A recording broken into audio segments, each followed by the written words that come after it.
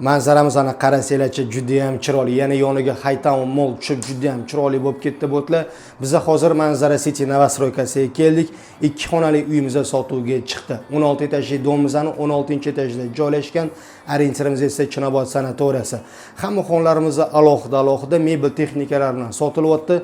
Umumiy maydonimiz 50 kvadrat metr. Bu yerda mana oshxonamiz ham kompaktni.